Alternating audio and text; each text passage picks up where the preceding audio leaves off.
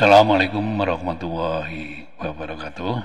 Baik, kali ini kita akan membicarakan topik menjadi arsiparis itu mudah. Nah, untuk menjadi arsiparis itu ada 5 jalur. Jalur pertama yaitu rekrutmen PNS, jadi hampir setiap 2 tahun sekali itu ada rekrutmen PNS. Nah, termasuk di dalamnya nanti ada jabatan fungsional arsiparis.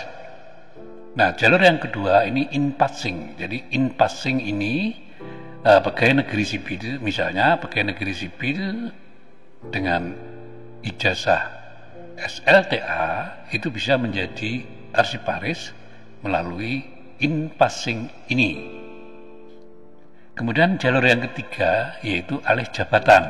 Jadi seseorang yang sudah menjadi arsiparis terampil atau di jenjang arsiparis terampil bisa menjadi arsiparis ahli atau jenjang keahlian. Ini yang dimaksud jalur alih jabatan. Nah, kemudian jalur yang keempat yaitu pindah dari jabatan. Misalnya seseorang yang menjadi pustakawan atau dari jabatan fungsional lainnya kemudian menjadi arsiparis. Ini jalur yang keempat, pindah dari jabatan lainnya. Nah, jalur yang kelima ini pengangkatan kembali. Ini maksudnya begini, jadi arsiparis yang kemudian diangkat dalam jabatan struktural, misalnya menjadi kepala bagian, kepala bidang, direktur, dan lain-lainnya. Nah, setelah jabatan strukturalnya itu selesai, arsiparis tersebut bisa kembali atau diangkat kembali menjadi arsiparis. Nah, biasanya pengangkatan kembali ini ke jenjang yang lebih tinggi sesuai dengan kepangkatan di jabatan struktural itu, ya. Sebelum kita mulai, saya kira perlu diketahui dulu apa itu jabatan fungsional arsiparis. Jadi, jabatan fungsional arsiparis yaitu tenaga profesional di bidang kearsipan yang memiliki kemandirian dan independensi dalam melaksanakan tugas, fungsi, dan kewenangannya pada institusi pemerintah. Nah, institusi pemerintah itu macam-macam, mulai dari tingkat pusat, tingkat daerah, termasuk juga di lembaga perguruan tinggi. Nah, jabatan fungsional arsiparis yaitu jabatan karir yang diduduki oleh PNS. Jadi harus menjadi pegawai negeri sipil dulu atau ASN, jadi aparatur sipil negara dulu. Nah, kemudian baru menjadi arsiparis atau masuk ke jabatan fungsional arsiparis. Nah, yang berikutnya, apa tugas dari arsiparis? Di antaranya adalah ini, menjaga terciptanya arsip di instansi pemerintah, termasuk juga di instansi swasta, ya. Nah, kemudian yang kedua, menjaga tersedianya arsip yang otentik dan terpercaya untuk alat bukti yang sah. Nah, yang ketiga, menjaga pengelolaan arsip yang andal dan pemanfaatannya. Yang keempat, menjaga keamanan dan keselamatan arsip. Dan yang kelima, menjaga keselamatan arsip dan melestarikannya. Dan yang keenam, menyediakan informasi untuk pelayanan publik. Nah, itu kira-kira secara ringkas tugas dari arsiparis itu, ya.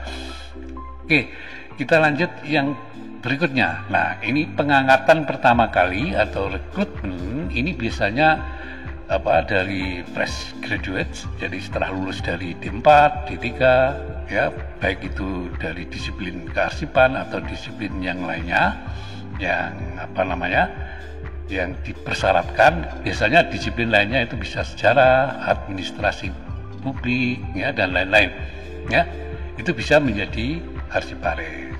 Nah, biasanya setiap 2 tahun sekali itu diadakan penerimaan pegawai negeri sipil baru. Nah, di dalam ini rekrutmen atau pengangkatan pertama kali jabatan fungsional arsiparis itu ada 2 jenjang, yaitu jenjang keterampilan dan jenjang keahlian. Nah, syarat untuk masuk ke jenjang keterampilan ini ya, yaitu berijazah Diploma 3 kearsipan atau bidang ilmu lain yang ditentukan oleh instansi pembinanya. Kemudian syarat yang kedua yaitu pangkat paling rendah pengatur tingkat 1 golongan ruang 2C.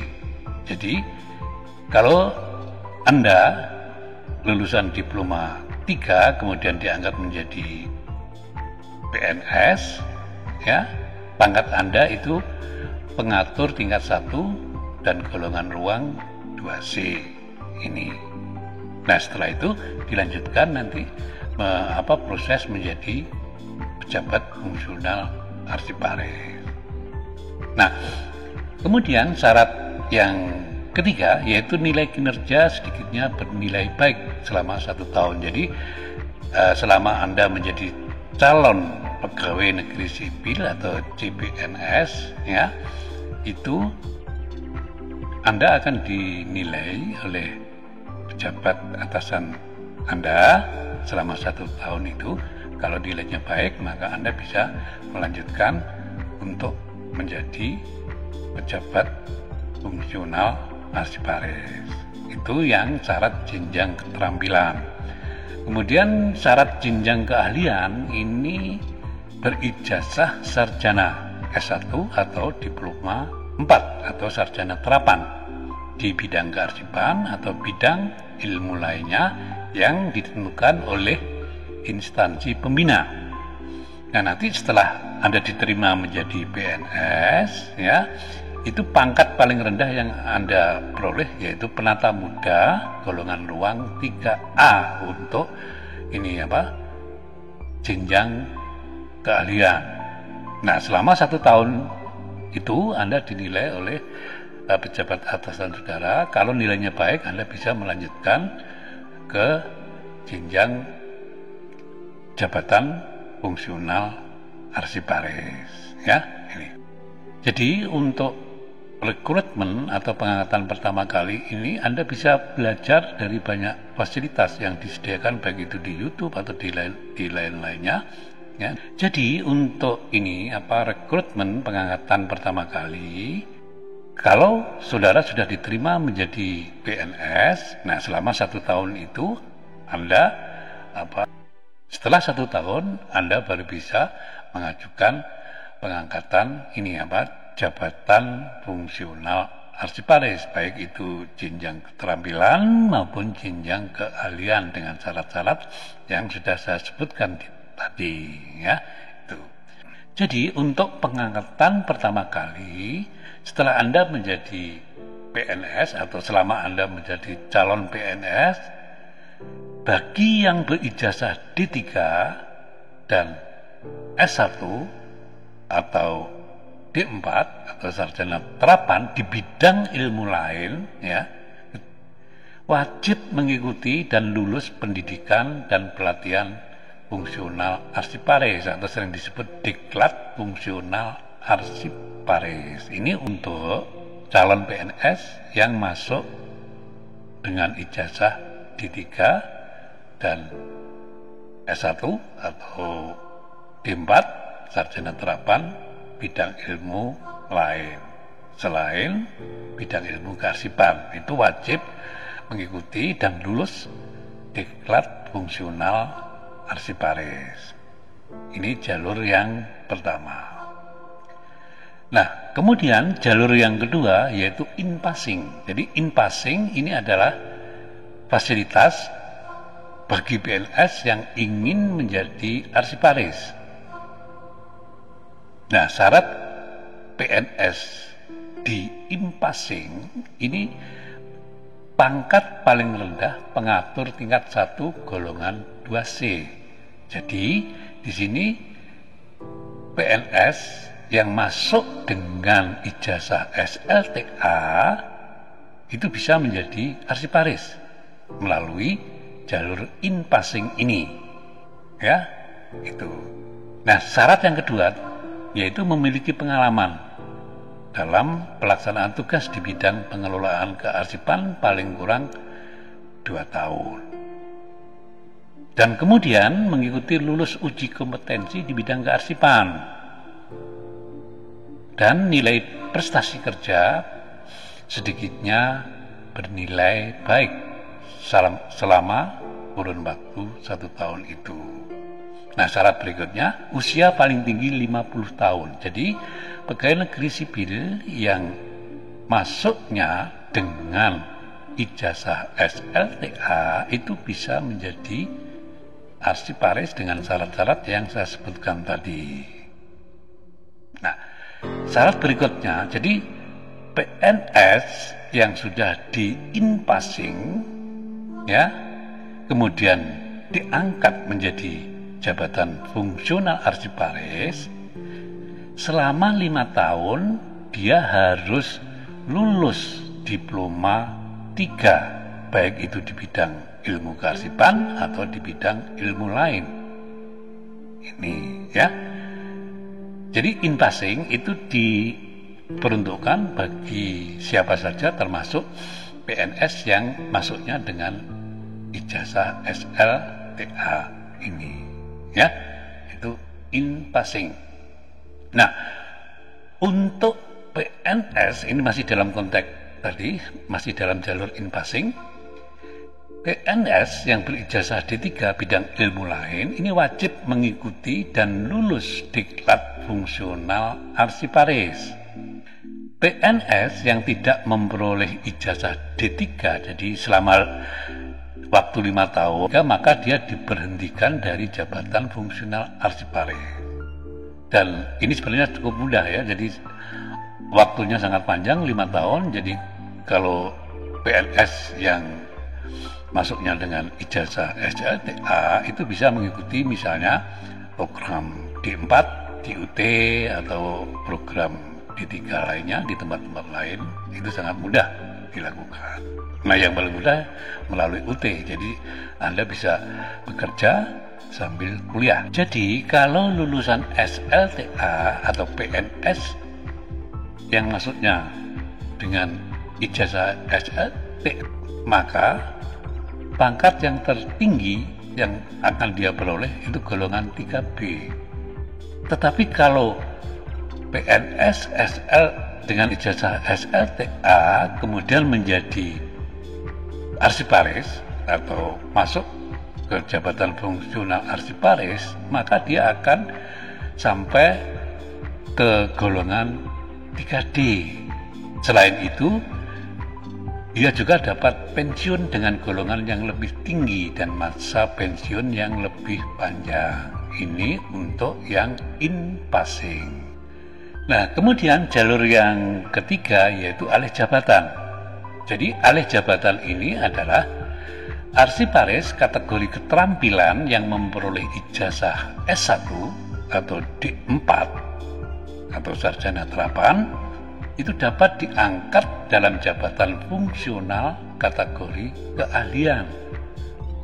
Untuk alih jabatan dari jenjang arsiparis terampil ke jenjang arsiparis keahlian, ini selain syarat tadi memiliki ijazah S1, ya, atau D4, ya, baik itu dari ilmu kearsipan atau ilmu lain, maka dia dapat diangkat dalam jabatan fungsional arsiparis kategori keahlian. Itu, ya. Selain itu, dari kategori keterampilan ke kategori keahlian, maka dia harus lulus diklat penjenjangan jabatan arsiparis. Kemudian juga harus lulus sertifikasi kompetensi penjenjangan jabatan arsiparis. Itu, ya. Itu untuk yang alih jabatan. Nah, jalur yang keempat yaitu pengangkatan dari jabatan lain, ya. Jadi untuk arsiparis kategori keterampilan itu minimal berijazah D3, baik itu bidang kearsipan atau bidang ilmu lainnya. Jadi misalnya seseorang, ya, sudah menduduki jabatan fungsional tertentu, misalnya pustakawan, ya, dia berijazah D3, baik itu dari bidang ilmu kearsipan atau lainnya atau dari ilmu pustakawan, ya, itu bisa menjadi arsiparis kategori keterampilan, kategori terampil ini, ya. Kemudian paling rendah pangkatnya yaitu pengatur golongan ruang 2C. Kemudian syarat berikutnya itu memiliki pengalaman di bidang kearsipan paling sedikit 2 tahun, baru bisa alih jabatan, ya, dari jabatan tertentu ke jabatan fungsional arsiparis. Nah, kemudian selama 1 tahun nilai kinerjanya itu baik. Dan syarat terakhir untuk ini kategori keterampilan jabatan fungsional arsiparis kategori keterampilan, untuk pengangkatan dari jabatan lain ke kategori keahlian jabatan fungsional arsiparis kategori keahlian, minimal berijazah S1 atau diploma 4 atau sarjana terapan, baik itu dari bidang ilmu kearsipan maupun bidang ilmu yang lain. Nah, pangkat paling rendah yaitu penata muda golongan 3A dan memiliki pengalaman kinerja di bidang kearsipan sekurang-kurangnya 2 tahun. Nah, kemudian nilai kinerjanya itu paling sedikit bernilai baik dalam 1 tahun terakhir. Nah, syarat yang terakhir untuk kategori keahlian, ya, jenjang arsiparis kategori keahlian, yaitu usia paling tinggi 3 tahun sebelum batas usia pensiun.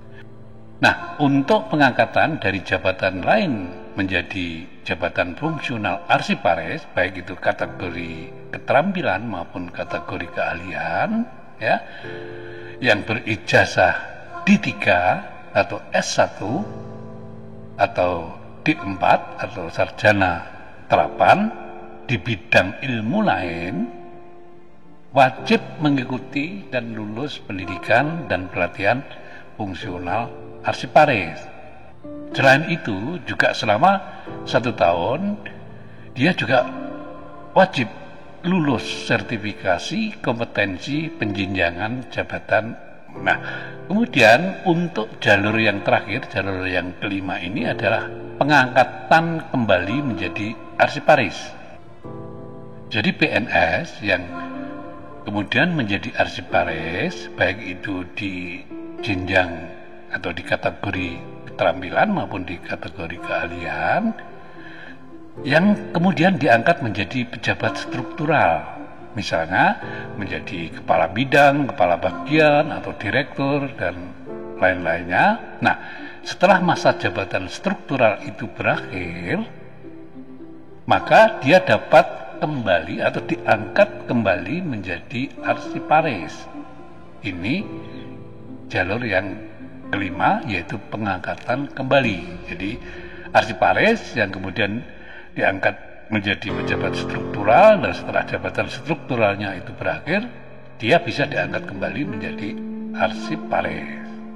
Nah, di jalur yang terakhir ini sangat dimungkinkan pejabat struktural tadi atau arsiparis yang menjadi pejabat struktural tadi, karena kepangkatannya semakin tinggi, maka dia bisa menjadi atau menduduki jabatan fungsional arsiparis ahli muda atau bahkan jabatan fungsional arsiparis ahli madya atau bahkan jabatan fungsional arsiparis ahli utama. Nah, kalau sudah menjadi arsiparis ahli utama, itu jenjangnya setingkat dengan guru besar atau profesor.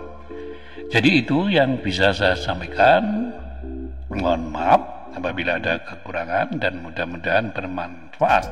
Assalamualaikum warahmatullahi wabarakatuh.